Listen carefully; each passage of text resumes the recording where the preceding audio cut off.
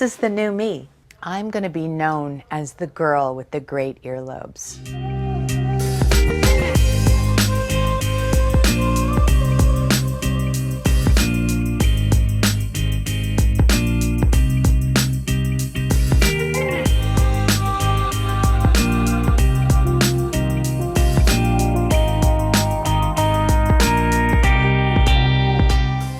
Le poids des grosses boucles d'oreilles, on a plusieurs choses. On a d'abord le lobe qui va s'allonger et qui va commencer à se déformer.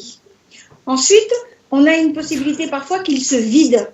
On a l'impression que le poids a flétri tout le lobe de l'oreille. Donc, il y a plein de rides sur cette lobe de l'oreille. Le trou s'élargit. Et puis, parfois, par un geste malencontreux, on arrache le lobe de l'oreille. Et à ce moment-là, vous allez avoir un trou et vous allez carrément couper en deux votre lobe d'oreille par ces boucles qui se prennent dans un manteau ou dans quelque chose, n'importe quoi.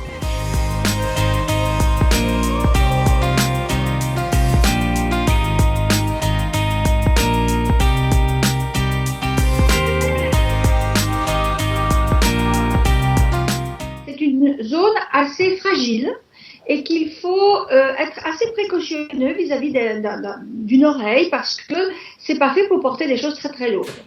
C'est une peau qui a besoin d'être nourrie et besoin d'être protégée des UV, mais également des intempéries, du vent, du froid, de tout ça. On n'a pas défini en grammes ce qu'un lobe peut supporter. D'abord, les peaux sont tout à fait différentes. Vous avez des gens qui ont une peau très laxe, c'est-à-dire qui s'étire facilement, et puis vous avez des gens qui ont une peau très ferme, où vous avez l'impression que vous pouvez mettre une certaine charge sans problème. Si vous portez des boucles d'oreilles lourdes 3 jours par an, vous n'aurez pas tellement de conséquences. Si vous le portez tous les jours, vous voyez bien ces lobes d'oreilles qui sont complètement déformés et qui font quelque chose qui descend, qui pend et qui est vide.